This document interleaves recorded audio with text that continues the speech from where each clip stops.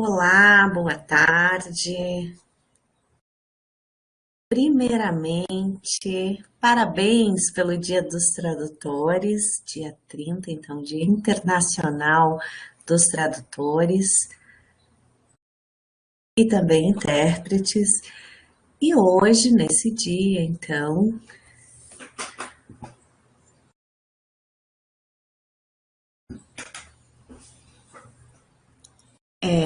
que iniciou o Dia do Tradutor, que é o dia de hoje, dia 30.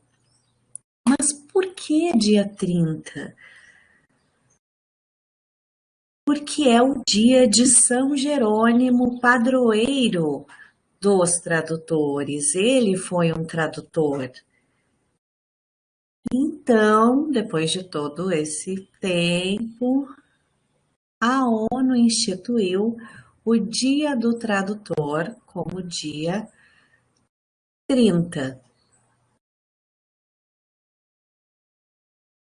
valorizando os tradutores mundialmente. A ONU é um órgão que, de fato, é, realmente valoriza esse trabalho, porque sim, é preciso ter uma mediação na conversa com todos os representantes dos países. Então, por isso, parabéns então por esse dia, parabéns João Gabriel também que é tradutor, para mim e também as intérpretes que estão atuando conosco.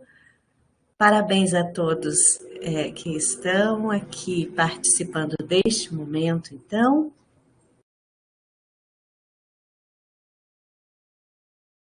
E já iniciamos, né, esse trabalho dessas palestras.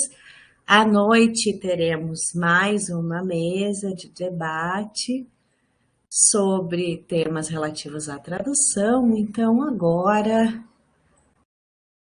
eu gostaria de convidá-los novamente a participarem no YouTube, inclusive, da nossa apresentação. Bem, agora apresento então o professor João Gabriel.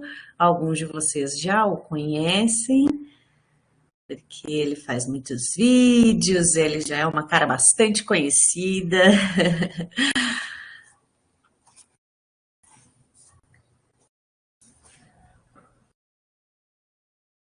E é um tradutor bastante competente, que mostra o seu trabalho, a sua experiência de trabalho como um tradutor surdo. Mas o foco não é somente a língua de sinais, mas é pensar tradução, pensar interpretação.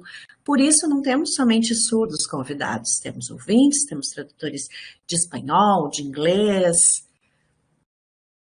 porque sim, um professor surdo que utiliza a língua de sinais e também é um tradutor, tem sua experiência que vai ser repassada aqui para vocês e que é extremamente valorizada. Então, bem-vindo, João Gabriel, muito obrigado pelo aceite ao convite e está com a palavra agora.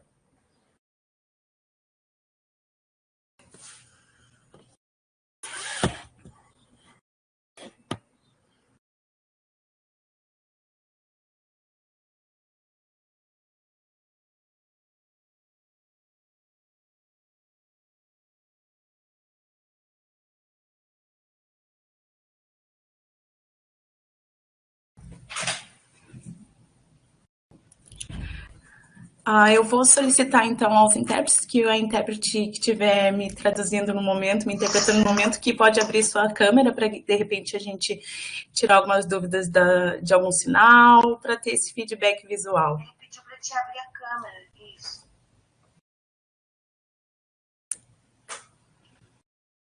É mais fácil quando tem esse contato visual, então. Porque às vezes pode acontecer de um intérprete não conhecer algum sinal específico, então assim ele pode me chamar e a gente ficar tendo essa troca. Então, primeiro eu gostaria de agradecer ao convite de estar aqui ministrando essa oficina com vocês. É a minha primeira vez que eu ministro uma oficina para alguns colegas, alguns da UFSCar, inclusive. outras pessoas também, intérpretes de outras línguas. Eu gostaria que vocês se manifestassem no chat com quais línguas vocês trabalham. Vamos lá? Podem me contar? Com Libras, português, que mais?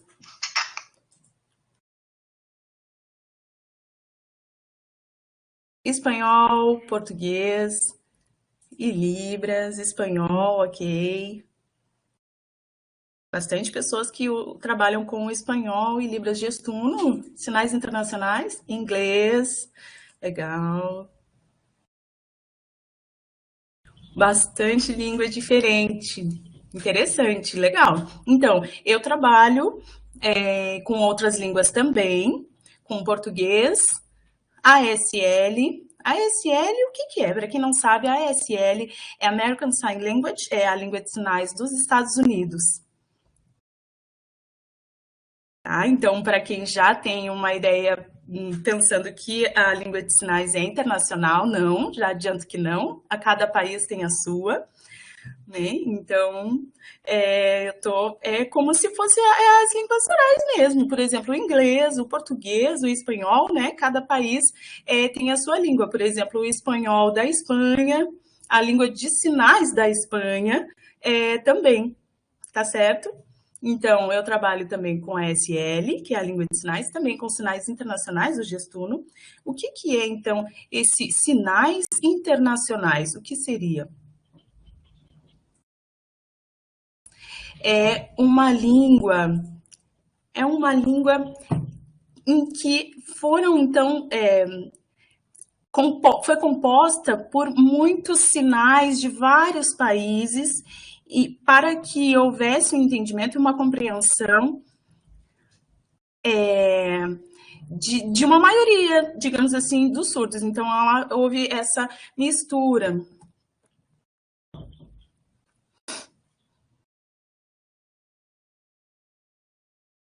Então, eu percebi que alguns trabalham com espanhol, inglês. Eu vou aproveitar e contar como foi o processo de trabalho também com essas línguas. Então, vamos lá, vamos começar.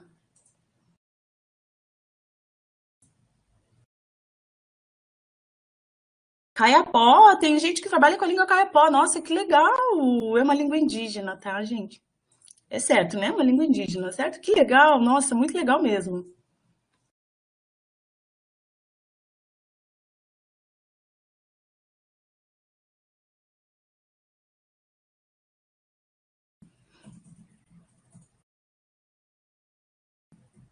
Então, primeiro, vamos começar fazendo essa reflexão sobre língua. Então, diversas línguas, modalidades. Então, Kayapó, a língua de sinais, a Libras, o francês, o espanhol, o português, o árabe, o japonês e a Libras, como eu havia dito. Então, a SL, o gestuno, os sinais internacionais, como chamam. Então, vamos pensar nessas diferentes línguas. Mas, dentre elas podem ser classificadas em dois grupos diferentes, duas modalidades diferentes. Então, a modalidade vocal auditiva, como o inglês, o francês, o espanhol, certo? E a outra categoria, digamos, o outro grupo de língua, a outra modalidade é a de línguas de sinais, então chamada de gestual visual.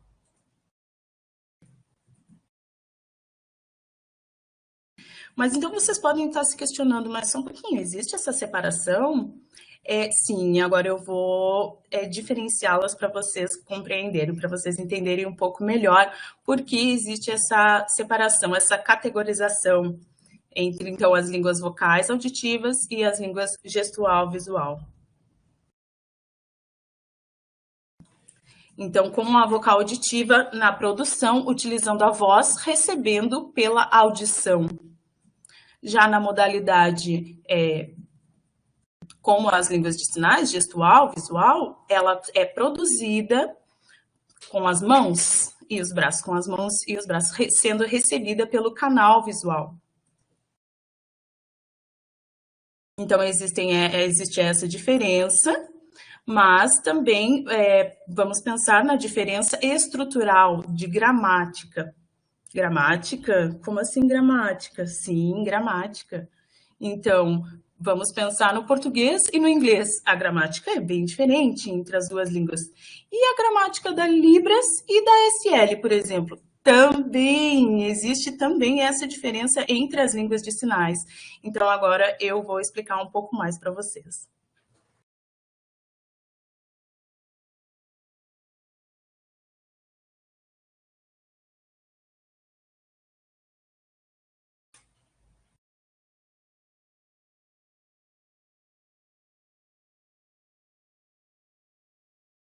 Então, pensando nessas duas modalidades, com relação ao trabalho de tradução.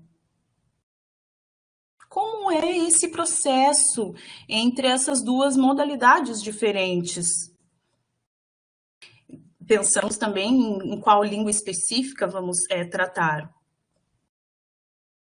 Sempre, claro, o tradutor e intérprete, ele trabalha, a maioria das vezes, entre duas línguas, ou três, ou quatro, nunca realmente em uma língua.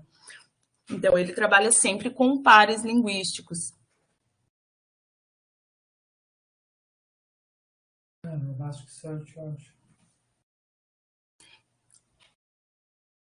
Então, ele, durante o seu trabalho, ele pode executar o processo de tradução especificamente, de interpretação, ou realmente um processo de trabalho, de atuação, em que envolva essas duas tarefas, tradução e interpretação. Por exemplo, da língua do inglês para o português, nós podemos dizer que o processo envolve uma mesma modalidade,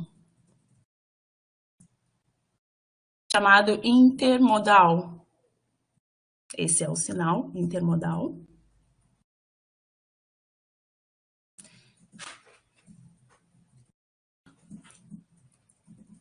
Intramodal. Então, intramodal é quando então envolve uma mesma modalidade. Eu dando o exemplo do inglês e português, então a modalidade vocal auditiva.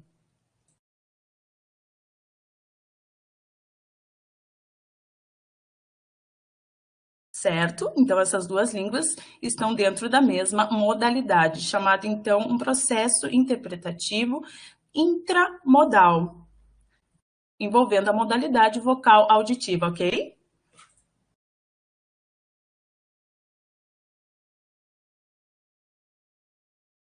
Então, quando pensamos com relação à língua de sinais, a Libras, e o português, se tratam de línguas da mesma modalidade? Não. A Libras e o português pertencem a modalidades distintas. Então, esse processo, quando envolve diferentes modalidades, é chamado intermodal.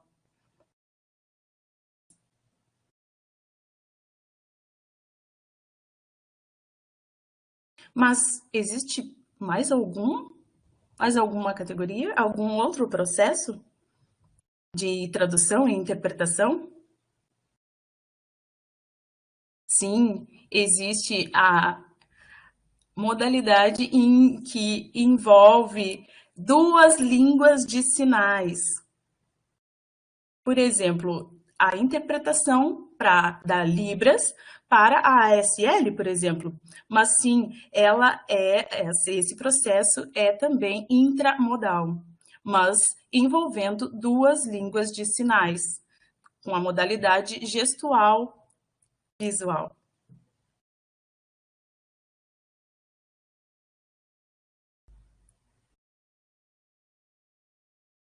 Então, vocês perceberam que existe este processo com relação a intramodal e também intermodal, e que pode envolver tanto línguas vocais auditivas, quanto línguas gestuais, visuais. Também de modalidades distintas ou na mesma modalidade. Mas vamos agora pensar como o processo de interpretação, de tradução, com um surdo cego.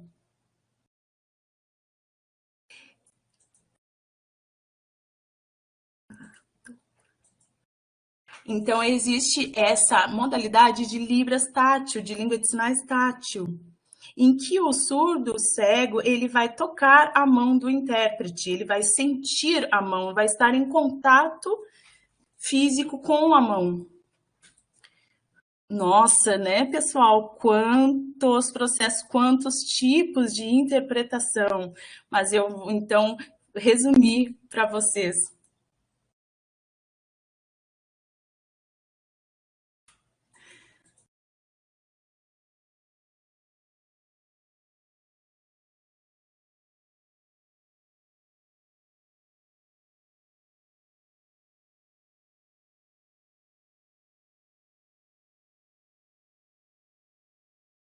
Agora eu vou falar um pouco sobre o processo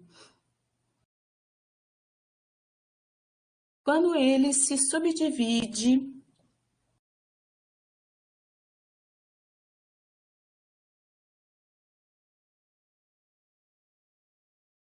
com relação às modalidades. Por exemplo, o processo de interpretação intermodal.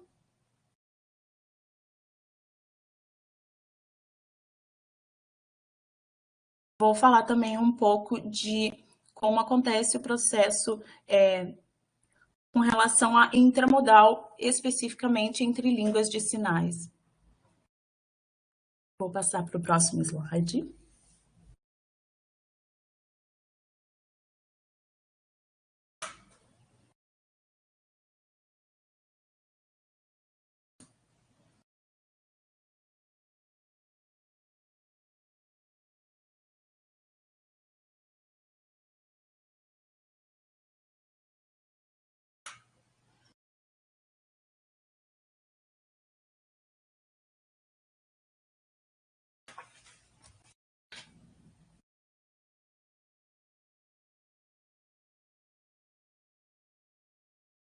A Thaís está falando a respeito do tamanho da janela.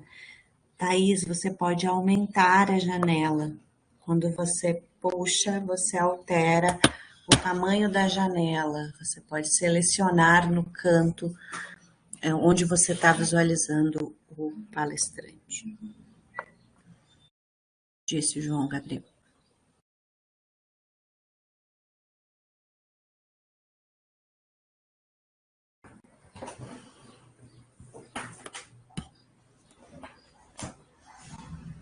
Oi, Letícia, quanto tempo? Bem, Thaís, você estava em dúvida a respeito de ampliar ali o PowerPoint. Abaixo você pode, no canto inferior direito, você clica bem no cantinho, vai aparecer uma possibilidade ali para expandir o tamanho do PowerPoint, você visualizá-lo melhor, ok, Thaís? Então tá bom.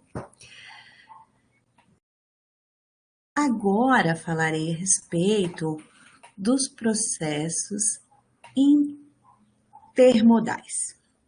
Lembram o que mencionei de modalidades diferentes, modalidades distintas.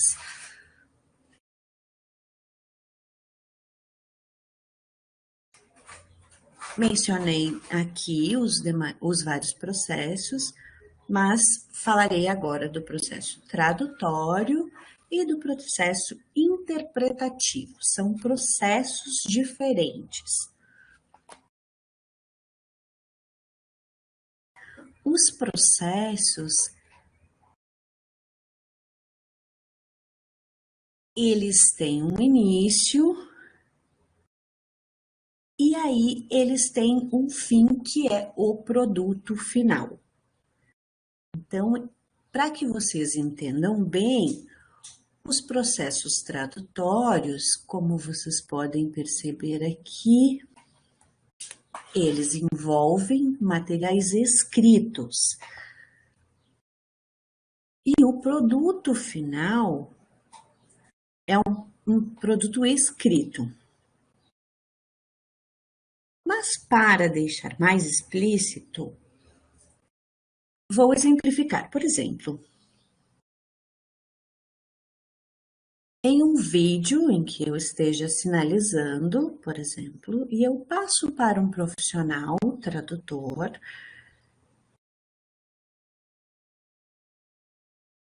e solicito a ele um produto. O produto que eu vou solicitar é uma tradução escrita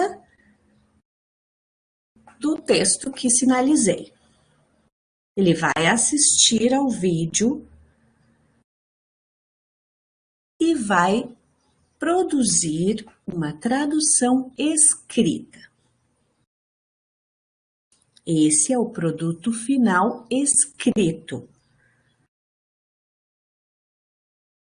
E aí ele vai entregar este produto final, que é um texto escrito.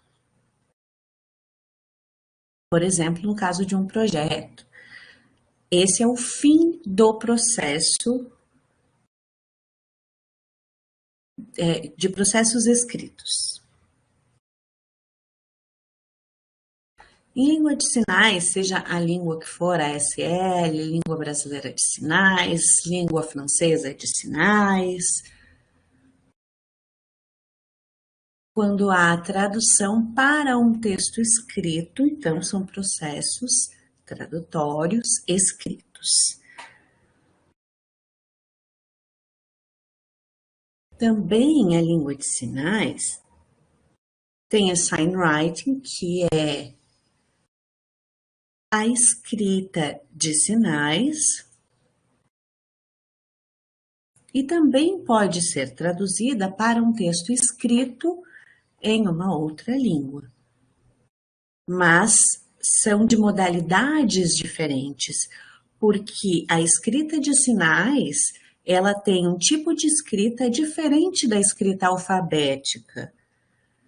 Talvez alguns de vocês não conheçam a escrita de sinais, então eu vou explicar de uma forma mais rápida.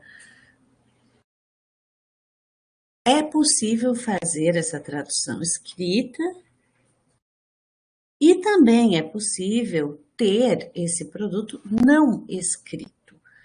Por exemplo, pode ser um material em vídeo, que não é uma escrita, pode ser um material com uma gravação de áudio, por exemplo, ou vários outros produtos que não envolvam a escrita.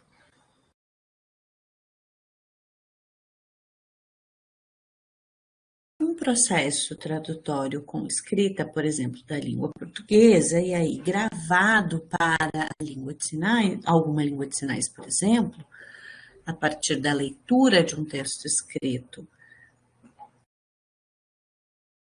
para um texto em língua de sinais, é um produto não escrito, uma vez que é um material em vídeo, por exemplo.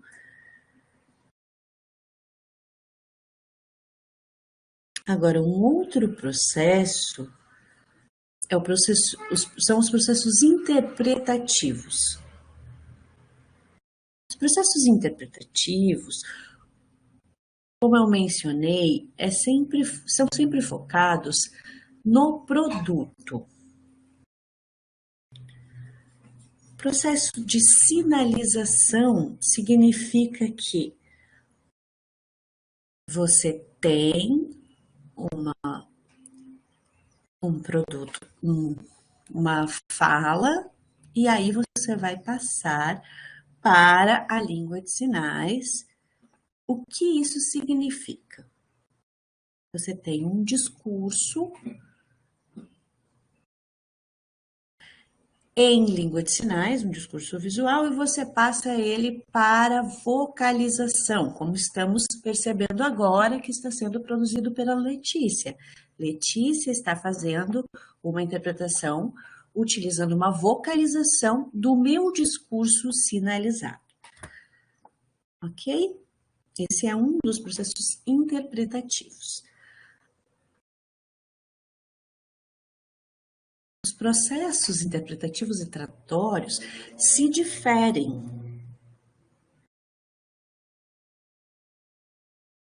E a principal diferença entre eles é relativa ao tempo. Neste momento, a Letícia está fazendo a interpretação simultânea. A interpretação dela está coocorrendo à minha sinalização. A tradução, ela tem um tempo para ser feita, 1 dia, 2 dias, 1 mês, 1 ano, depende do projeto de tradução que está sendo desenvolvido. Há um tempo para elaborá-lo e chegar a uma determinada qualidade, o que não ocorre na interpretação simultânea, ok? Estão entendendo, acompanhando? Se tiverem dúvidas, por favor, as coloquem no chat e eu farei questão de respondê-las. Fico muito feliz. Próximo slide.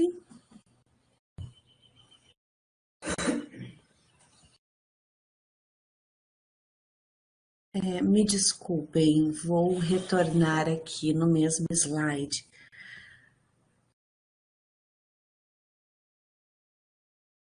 Porque o processo interpretativo e o processo tradutório, eles podem também ser mesclados e aí envolver um processo híbrido, que é muito comum. Por exemplo,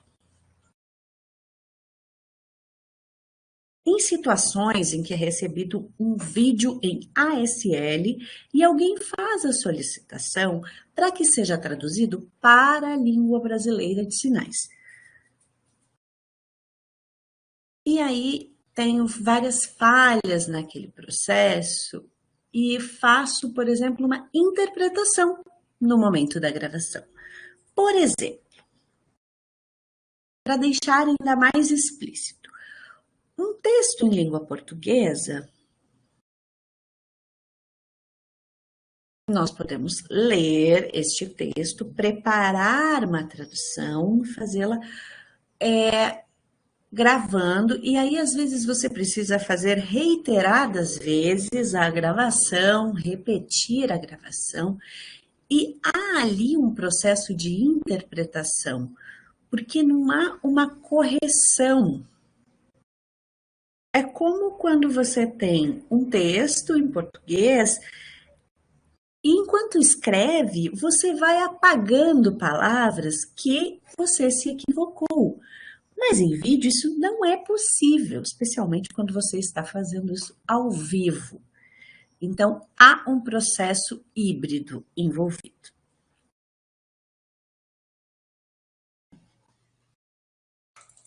Então, eu vou passar para o próximo slide agora.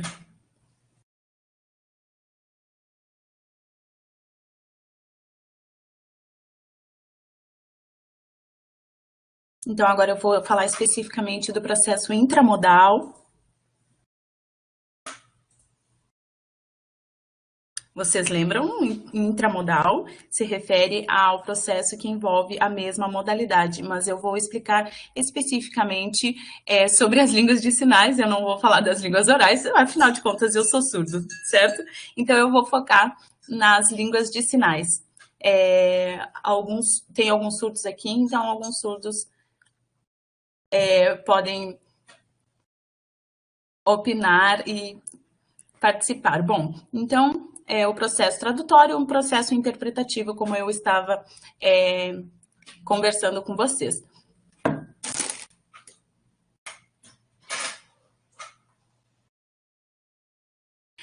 Sobre a interpretação e tradução intermodal, vocês podem, então, já estar um pouco mais familiarizados, mas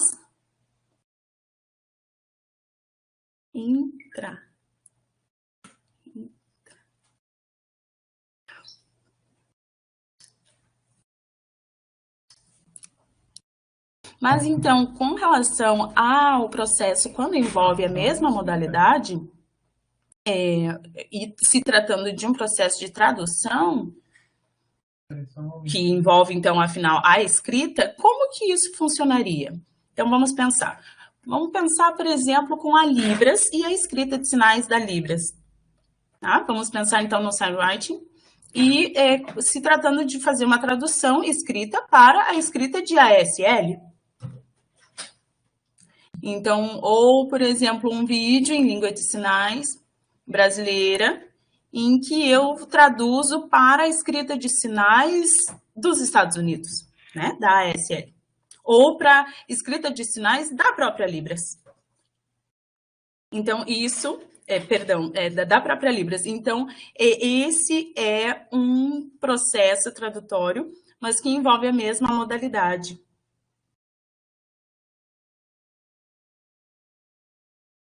Então, os não escritos e os escritos, como eu havia falado, os não escritos, por exemplo, um vídeo em que eu recebo, se tratando, né, de vídeo, então eu recebo um vídeo em ASL e faço um vídeo para a língua brasileira de sinais.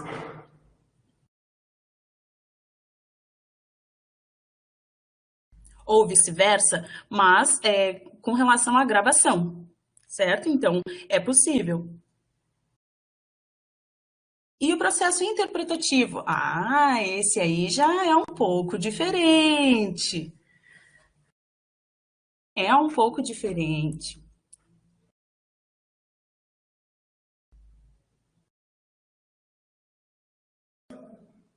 Então, eu havia mencionado sobre sinalização, certo? Mas sinalização, sim, existe então a sinalização direta. Eu estou lendo os lábios da tradutora, da intérprete. Então, eu vou comentar com vocês, então, a sinalização direta. Direta é o quê?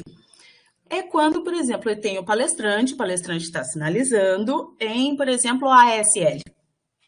E eu, intérprete surdo, vejo a sinalização em ASL, em que é a minha segunda língua,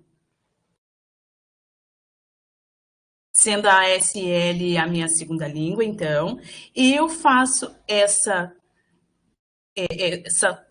interpretação para a minha língua, para a minha primeira língua,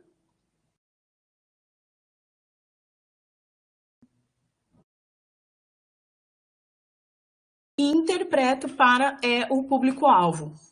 Então, essa é a sinalização direta, quando envolve a minha primeira e a minha segunda língua. Minha segunda língua de sinais. Então, a sinalização inversa. O que seria sinalização inversa? Vocês compreendem o que pode ser? Então, por exemplo, quando a pessoa está sinalizando na minha língua primeira também, na minha primeira língua, e eu interpreto para a minha segunda língua. Por exemplo, quando alguém está sinalizando em Libras, Libras sendo a minha primeira língua, mas eu passo para a ASL, sendo a ASL a minha segunda língua de sinais. Então, essa é a sinalização inversa, certo? Vocês estão acompanhando? Perfeito.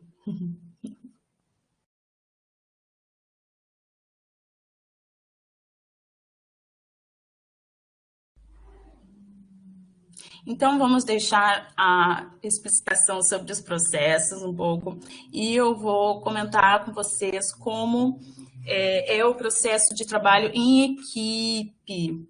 E o trabalho em equipe é muito, mas peraí, muito importante.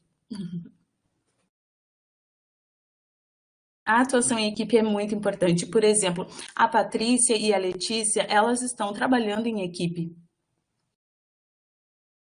Estão fazendo essa troca, estão se apoiando mutuamente. Isso é um trabalho em equipe, mas eu vou explicar por que é considerado já um trabalho em equipe.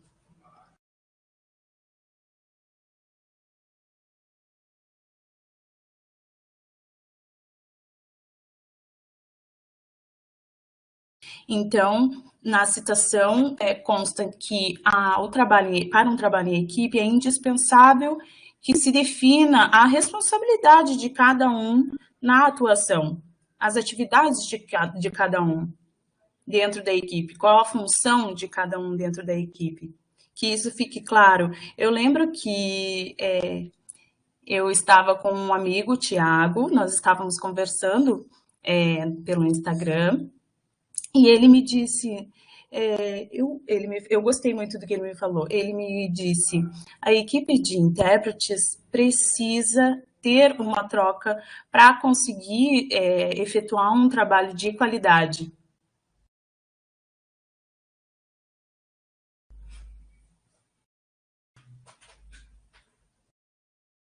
É como, por exemplo, qualquer outra equipe, em qualquer outro trabalho. Por exemplo, uma equipe em que trabalha em aviação, em equipe que trabalha em avião.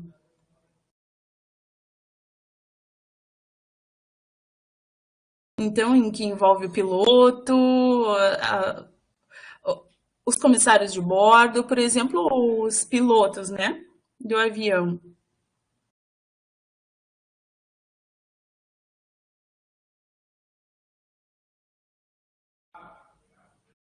Eles têm cada um sua função. O piloto tem a função específica para o momento em que ele está pilotando. O copiloto tem a sua função específica.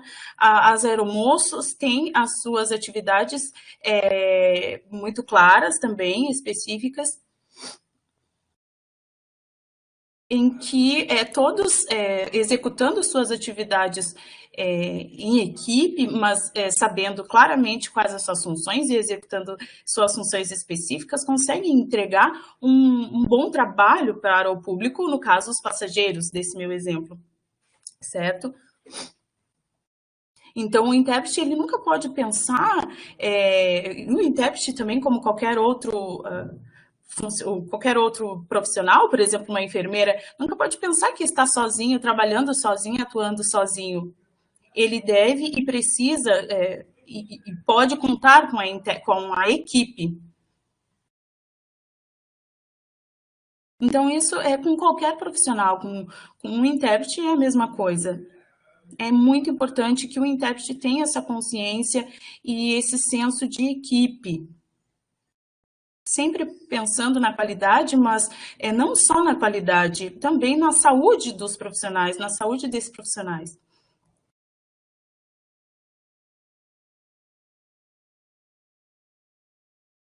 Só um momento que eu estou vendo o chat. Tem uma pergunta.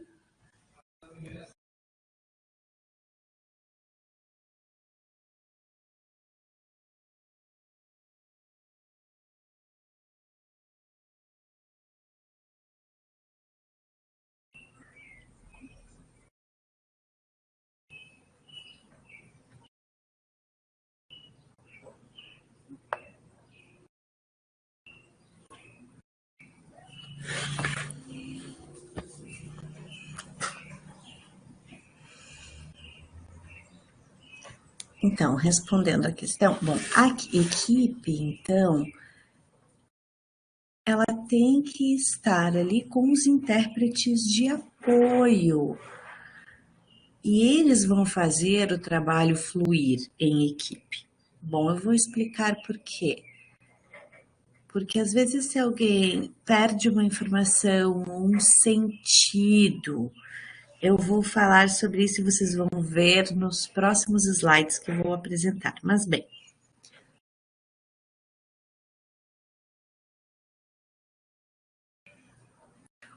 os pesquisadores defendem que o trabalho em equipe ele é necessário por uma questão de de encargo mental, também de um processo que é físico, e a equipe é muito importante, porque a equipe que contribui com um menor estresse físico e também mental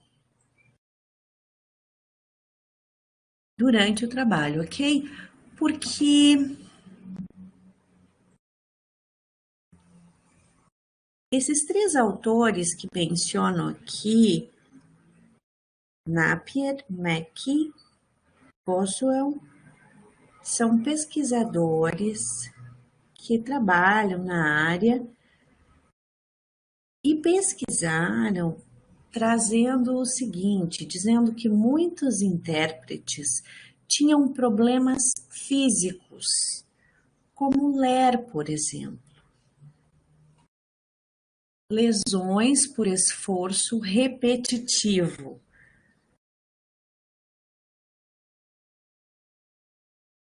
Por conta do trabalho físico bastante forte.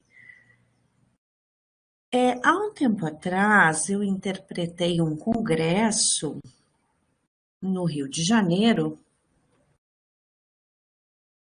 e eu estava atuando, interpretando para a ASL.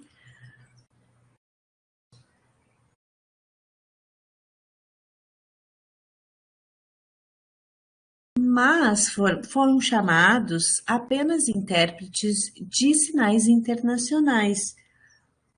Acontece que o palestrante que veio, ele utilizava apenas ASL e não sinais internacionais.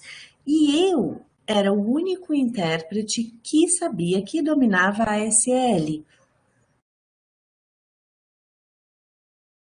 Então eu interpretei o congresso o dia todo. No primeiro dia fiquei bastante cansado. No segundo dia, o dia todo novamente.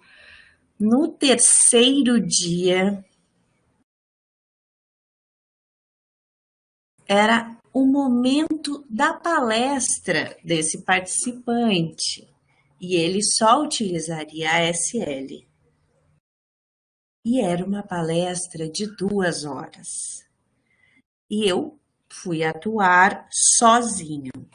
Interpretei o tempo da palestra, mas eu senti realmente o cansaço e o esforço mental, além de sentir uma dor no ombro e tive inclusive uma distensão muscular nesse dia. Então a dor foi muito grande e eu achava que era possível, que dava, que eu ia conseguir, mas eu realmente senti uma dor muito forte. E agradeço muito a pessoa que estava assistindo, ela sabia a SL, uma das pessoas que estava assistindo veio me auxiliar, veio contribuir comigo, interpretou, revisou comigo, para que eu pudesse me sentir um pouco melhor, mas segui interpretando em um momento com uma mão apenas. E aí eu percebi o limite, que interpretar sozinho não é possível, que é necessário ter uma boa equipe de interpretação por conta dessa situação que aconteceu, que foi uma situação realmente inesperada, mas é importante que a gente faça o máximo de esforço para ter um trabalho de equipe onde se contribua mutuamente com os colegas, e que o intérprete que está atuando, ele estando sinalizando, precisa que o apoio esteja atento a ele e não distraído vendo o celular ou vendo qualquer outra coisa. Então precisa estar trabalhando juntamente, os dois estão trabalhando, trocando sinais, verificando a atuação do colega de forma ativa para depois então efetuar a troca. Isso é o trabalho em equipe, correto? Podemos seguir, próximo slide.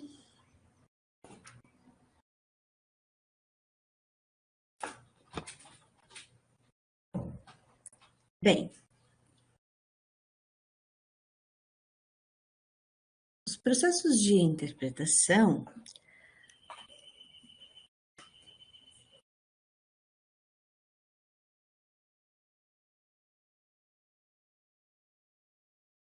eles têm um processo que não mantém a qualidade o tempo todo. Há uma curva onde vai decaindo a qualidade conforme vai havendo um cansaço mental do intérprete. Porque há um esforço cognitivo, um esforço mental muito grande, que sim gera um cansaço. Esse cansaço é porque o nosso cérebro é um músculo. Então, imaginem vocês indo a uma academia, pegando peso, fazendo um exercício por muitas repetições, durante 20 minutos, com um peso que já é maior. Num determinado momento, vai haver um cansaço, não vai mais conseguir levantar o peso. É o mesmo que acontece com o nosso cérebro. Porque se durante o processo de interpretação, durante esse período da interpretação, se ele exceder 30 minutos ou chegar a 1 hora, a qualidade vai decair muito. E as perdas e omissões vão começar a ocorrer com maior frequência, além das falhas na interpretação, equívocos, por conta do cansaço mental. Eu trago aqui um desenho bastante explícito do que eu mencionei.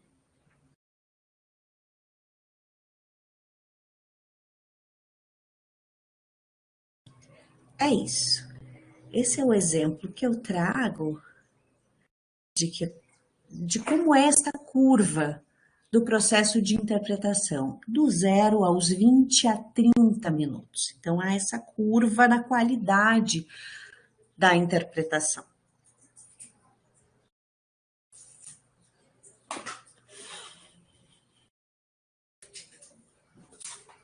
Tem uma pergunta aqui, que é a pergunta da Suelen.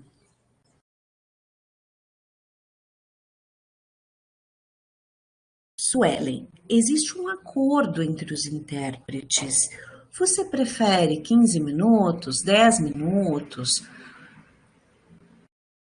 Você começa, eu começo, como você prefere iniciar esse palestrante ou não? Então, o fundamental é que seja acordado entre a equipe antes do início do trabalho,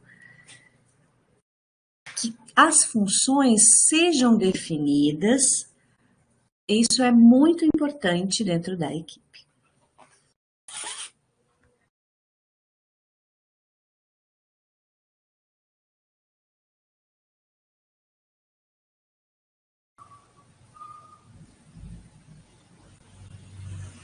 Então, antes eu estava explicando sobre a interpretação em equipe, e eu vou falar um pouco agora sobre a tradução, certo? A tradução.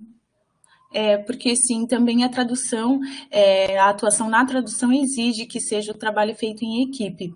Mas como assim, tradução? Vai ter uma troca com outro tradutor também? Será que tem? Não, peraí. Só dois? Não, existem outros profissionais, outros tipos de profissionais que não são os tradutores. Olha lá. Envolve, então, o tradutor, na tradução envolve, então, o tradutor, por exemplo, na língua de sinais, claro, vai ser utilizado o vídeo, a câmera, certo? A maioria, então, das traduções que envolvem língua de sinais, então, são gravadas, certo? Então, envolvem os profissionais, o coordenador, o câmera, cinegrafista, né? Então, envolve também o editor, revisor, revisora.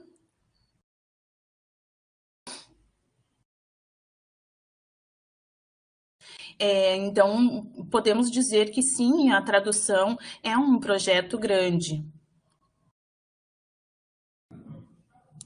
Por exemplo, um projeto de tradução de livro, um projeto de curso de tradução que envolva traduções, um projeto de tradução de sites, em que tem a necessidade de ser colocada a janela do tradutor ali, do intérprete. Então, pensamos assim. Então, o coordenador, por exemplo, ele é responsável por gerenciar a agenda, os horários, por marcar, então, o compromisso com os câmeras no estúdio. O revisor, ele vai conferir se está tudo certo com o conteúdo, se existe alguma falha ou não. Por exemplo, às vezes acontece da gente estar lá gravando, mas não se perceber. Então, é nesse momento que entra o trabalho do revisor, certo?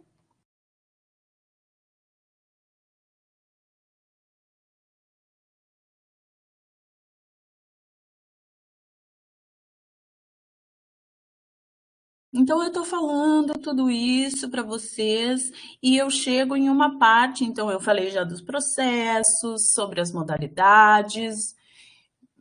Então, diferenciei tradução, interpretação, falei um pouco do trabalho em equipe. Mas agora eu chego em um ponto em que eu coloco para vocês a base de tudo isso, que é a competência tradutória. Então, o que significa? Que eu nasci, a minha língua natural é Libras, ou eu nasci sabendo Libras, ou a língua de sinais, que seja, então eu sou capaz para traduzir. Não, não é bem assim. Existe uma competência tradutória necessária para executar o serviço, executar esse trabalho, e requer muito aprendizado, um aprendizado constante, um aprendizado de observação, de troca, de estar sempre aberto para aprender com os colegas. Existe a prática, em que a pessoa pode ir adquirindo experiência. Então, se trata de um conhecimento um pouco, digamos que, expert, né? Um conhecimento um pouco mais aprofundado, profissional mesmo.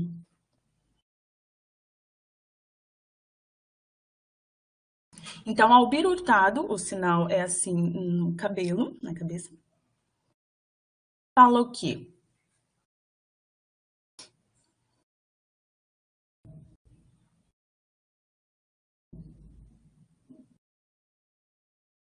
Se uma pessoa é bilíngue, ela tem uma competência comunicativa.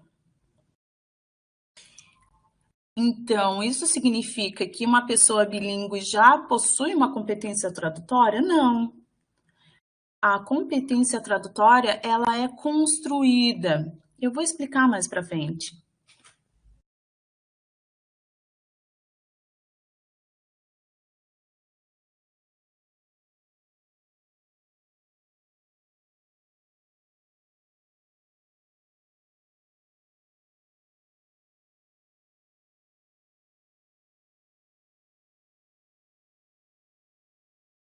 Então, quando eu falo competência tradutória, pode ser que vocês pensem, então, competência tradutória se refere à escrita, mas e a interpretação? Como é que é? A interpretação não requer essa competência tradutória?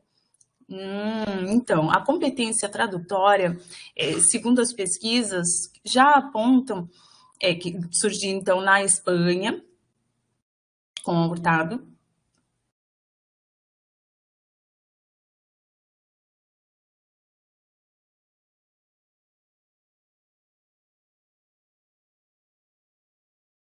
na Universidade, então, de Barcelona.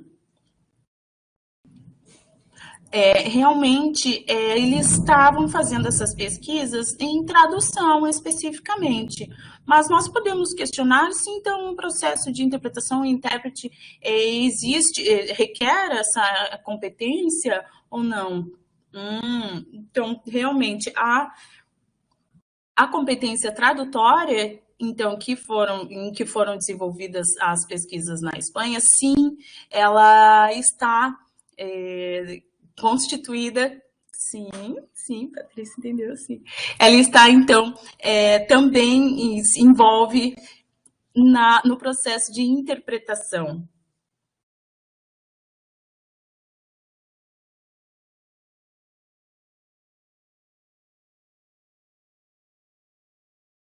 A competência tradutória é constituída por 6 outros tipos de competências. A primeira delas é a competência bilíngue. Segunda, extralinguística. A terceira, então, competência instrumental. A competência sobre conhecimento sobre tradução. Competência estratégica. E a competência psicofisiológica. Eu vou explicar cada uma delas agora, ok?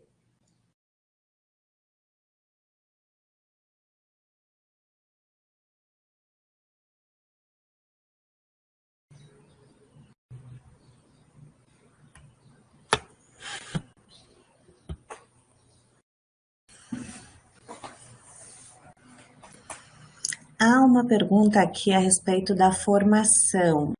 Vou deixar isso para o final, ok? Eu vou finalizar as questões relativas às competências e aí, ao final, então, eu falo um pouco sobre a questão da formação, ok? Então, seguindo aqui, a competência bilíngue. A competência bilíngue, ela envolve as duas línguas, é o conhecimento de duas línguas. Mas, além disso, é necessário o conhecimento da estrutura de cada uma das línguas. Além disso, é preciso conhecer linguisticamente as línguas em questão, questões semânticas, também as questões relativas aos aspectos sobre os surdos. A Thaís perguntou se eu sou surdo. Sim, sou surdo.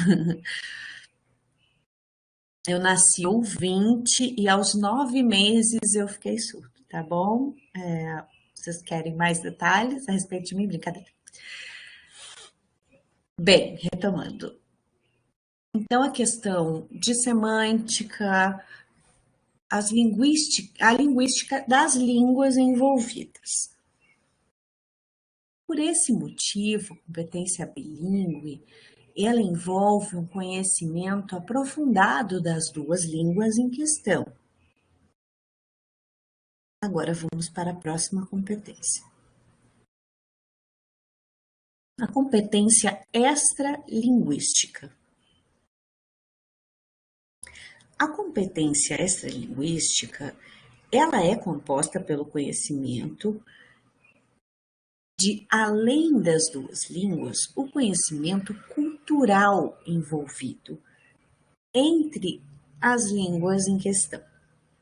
É preciso saber questões relativas ao ambiente em que essas línguas circulam, ao país de origem, conhecimentos locais, histórias que envolvem essas línguas, a história das línguas e informações que se diferem em determinada cultura, de uma cultura para outra. Tudo isso precisa estar internalizado, conhecimentos relativos às culturas envolvidas. E a competência que envolve os conhecimentos sobre tradução, ela é fundamental, Porque nós precisamos conhecer tradução. Nós precisamos saber como traduzir. Além disso, precisamos saber como interpretar, ou ainda como adaptar algo, utilizar uma interpretação de metáforas de uma forma mais adequada possível. É preciso saber os tipos de problemas que nós precisamos enfrentar e como resolvê-los no momento da tradução.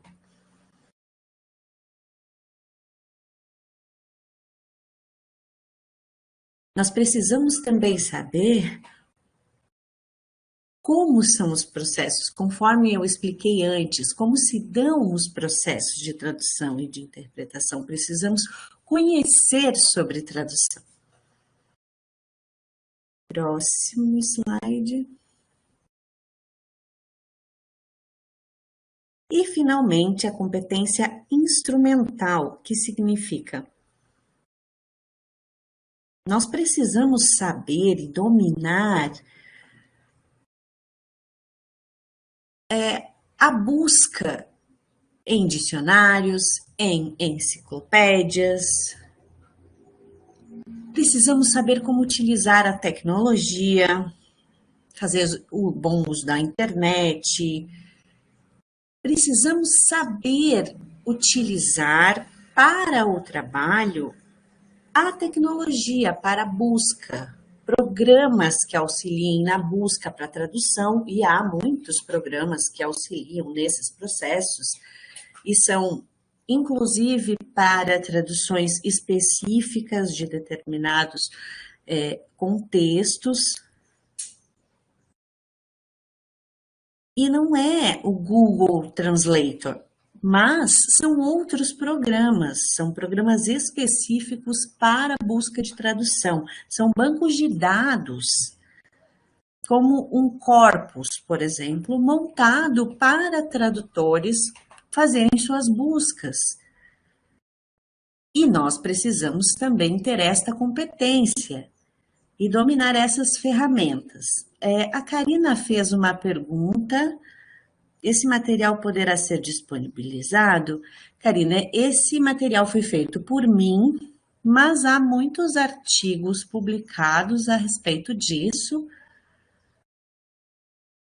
Na referência Hurtado Albir, ano de 2011, você pode olhar aqui, tem a página, eu faço a referenciação, 395, 396.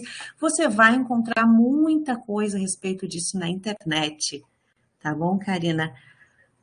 Eu não saberia como disponibilizar, inclusive, nesse momento, mas eu acho que o professor José Ednilson poderia disponibilizar o material, tá bom?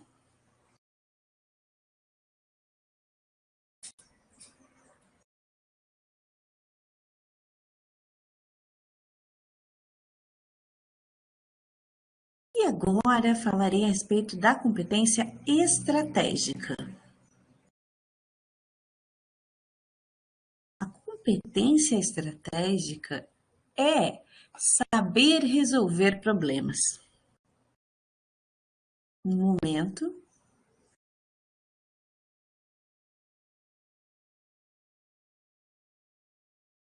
Desculpem. Nós precisamos saber de que forma resolver os problemas. Como mediá-los, como trabalhar com eles para resolver da melhor forma. Nós precisamos criar novas capacidades de gerenciar as situações que vão acontecendo durante o processo tradutório e também durante o processo interpretativo. Por exemplo, a Letícia que está aqui com a câmera ligada e também a Patrícia que está em outra janela, certo?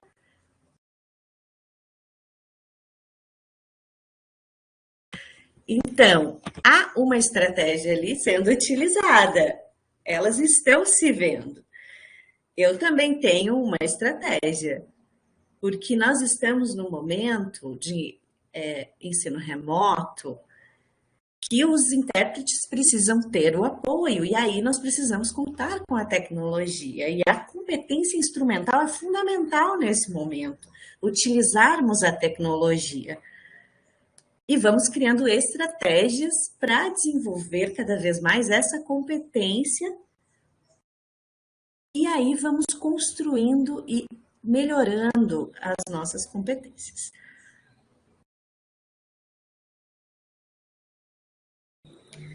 E agora vamos ao último, então, slide.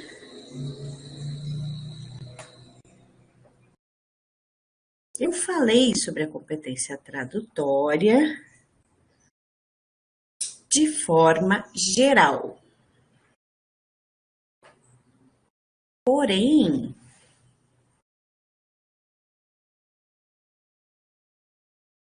as pesquisas têm mostrado que nós precisamos construir outras competências, que nós precisamos construir competência tradutória, intermodal, e também que nós precisamos construir competência tradutória intramodal, que é da área, por exemplo, gestual visual, dentro das línguas de sinais. Então, nós precisamos construir essas competências. Por exemplo, a pesquisa que desenvolvi no meu projeto de mestrado, é sobre a interpretação de ASL para Libras, num processo intermodal. E a pesquisa aponta que é preciso construir uma competência intramodal na modalidade gestual visual, porque há outras influências de modalidade.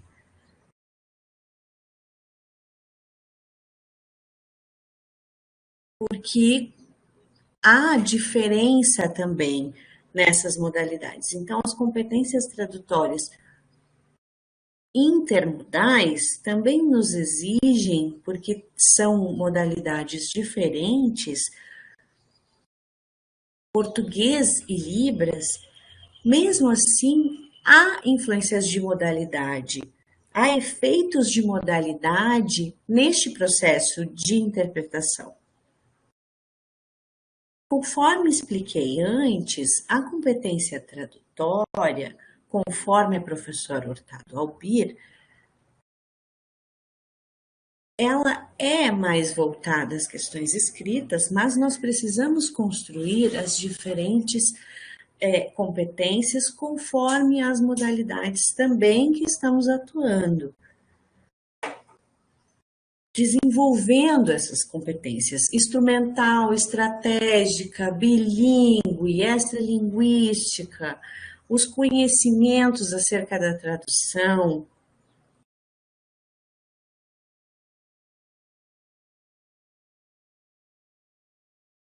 sobre os componentes psicofisiológicos.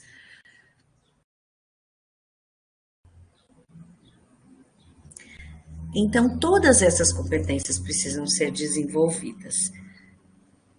E agora, alguém falou sobre formação e eu vou chegar nessa parte.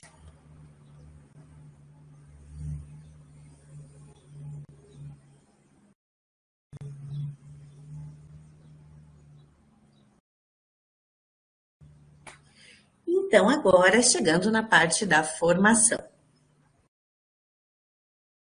Conforme mencionei antes, Hurtado Albir traz a seguinte frase: embora qualquer falante bilíngue possua competência comunicativa nas línguas que domina, nem todo bilíngue possui competência tradutória.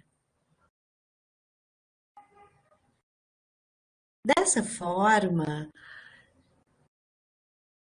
Hurtado reitera, então, que não significa que por ser bilíngue você pode ser um tradutor necessariamente. Há uma competência envolvida, que é a competência tradutória, que precisa ser construída, é uma competência construída. Mas como essa competência é construída? Ela é construída com base na formação. Patrícia.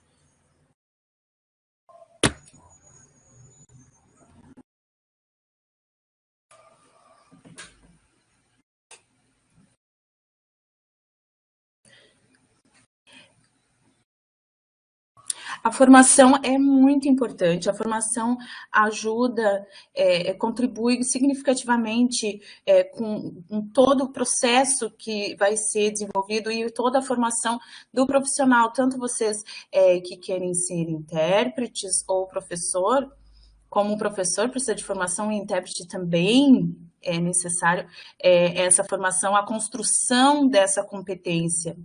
Então, o momento de formação é de extrema importância.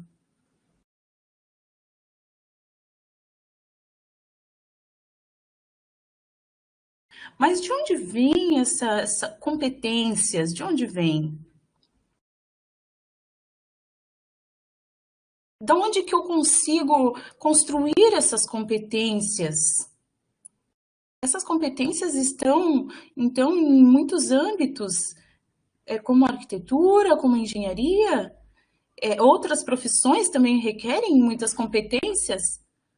Nosso trabalho de tradução e interpretação também.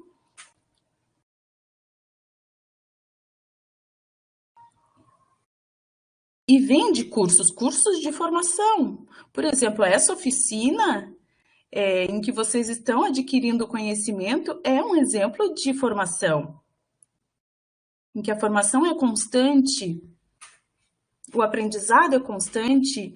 O que significa? Que a pessoa vai adquirindo, vai sendo constituída por todos os eventos, todas as áreas em que ela foi adquirindo ali um curso, um conhecimento. Então, tudo isso constitui o profissional. Eu vou contar uma coisa para vocês que eu lembro que aconteceu comigo. Então, eu não interpretava, eu não era intérprete ainda. Eu sou surdo, e eu estava, claro, eu sempre via os intérpretes, alguns fluentes, sinalizavam fluentemente, mas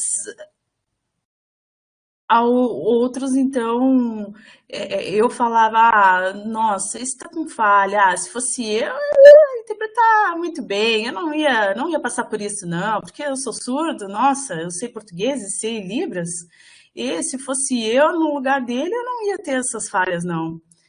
Então, quando assistia, eu pensava isso. Então, eu aprendi agora com o conhecimento quando eu aprendi a ASL. Eu morei um tempo nos Estados Unidos, fiz um intercâmbio.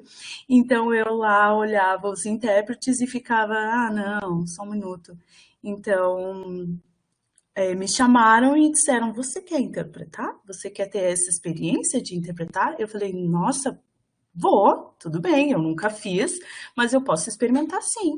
Então, necessitava de interpretar para Libras, e eu fui passar de ASL para Libras e, nossa, tive muitas falhas, foi horrível, horrível a experiência.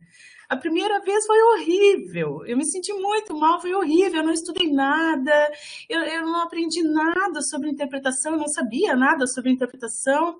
Então, naquele lugar, naquela posição, em que ali sim eu via outras pessoas me assistindo, eu morri de vergonha.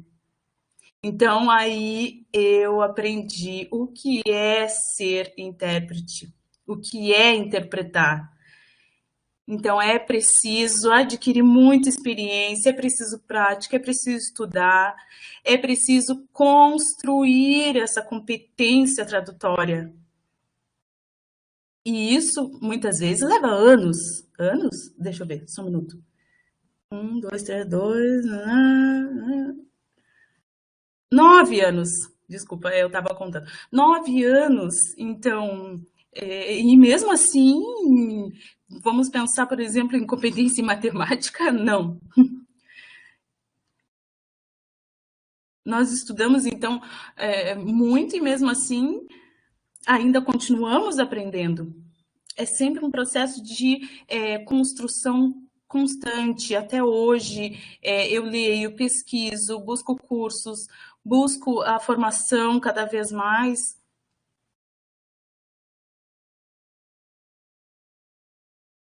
Trabalhar em muitas áreas, muitas oportunidades, então tudo isso é o que constitui, certo? A formação do tradutor.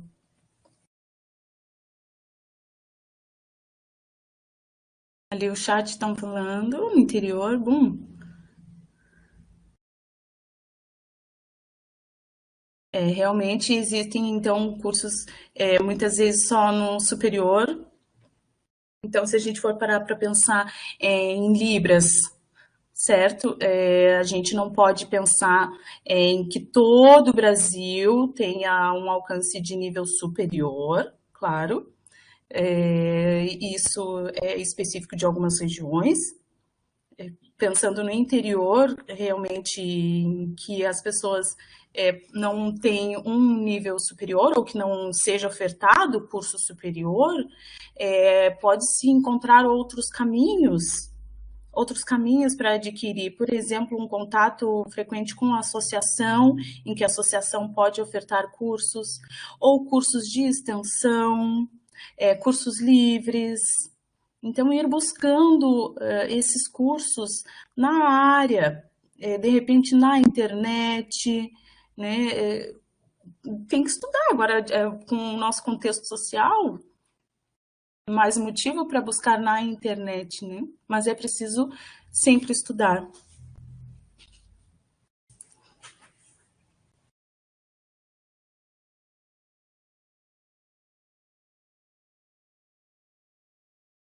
Sim, isso é verdade. A comunidade surda participa ativamente nas redes sociais, é verdade.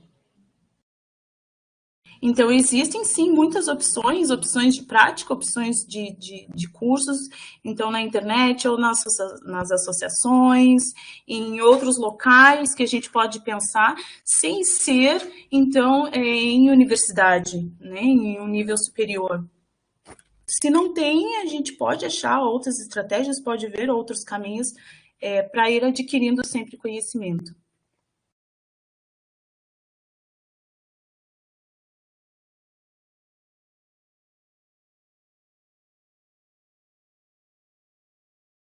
Então, as associações estão diretamente ligadas à formação do intérprete.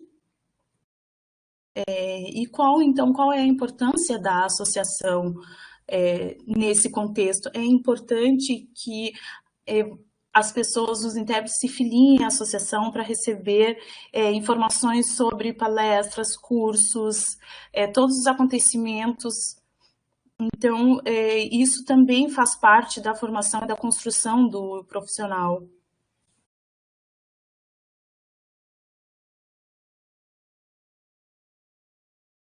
Eu, por exemplo, eu formei em Letras Libras, mas eu sou formada em licenciatura. Né? Licenciatura seria para dar aula de Libras, mas eu fui tomando um outro rumo na minha carreira. Eu fui buscando outras fontes com relação à área de tradução e interpretação. E uma delas que eu encontrei foi a associação, por exemplo, a Associação dos Ouvintes, ali, então, a Associação Brasileira de Tradutores e Intérpretes, a Abrates, a Federação, Febrapios.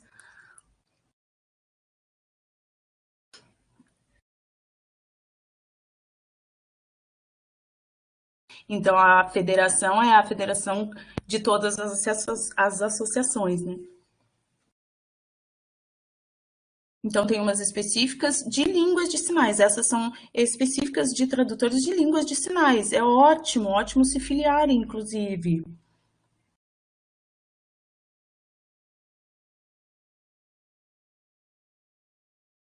é importante também para a construção do profissional estar ciente do código de ética, perdão, principalmente para ter esse conhecimento da prática na atuação, né, no trabalho, no momento do trabalho. Além disso, é necessário a consciência em defender o trabalho em equipe, conhecer as competências tradutórias. Então, na verdade, todas essas questões estão escritas no Código de Ética e possuem em cada associação.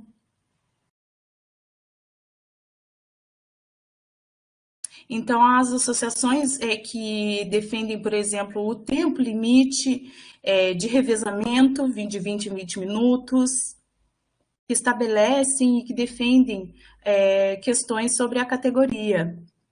Bom, era isso que eu queria falar para vocês hoje. A Isabel está falando alguma coisa no chat.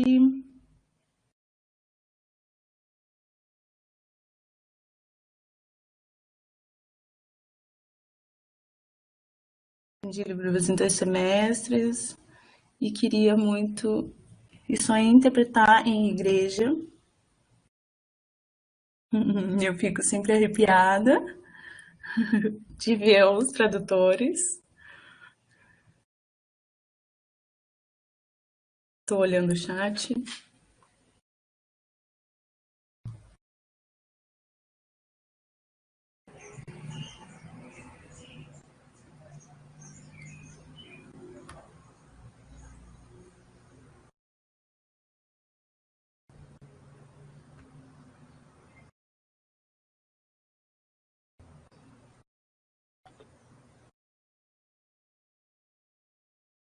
Pessoal, vocês têm alguma dúvida, alguma questão? Agradeço muito.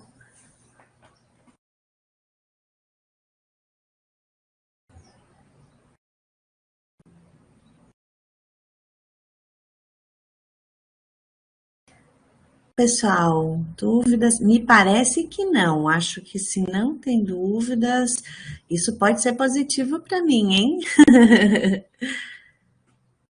Se não tem dúvidas, significa que aprenderam mesmo, é isso?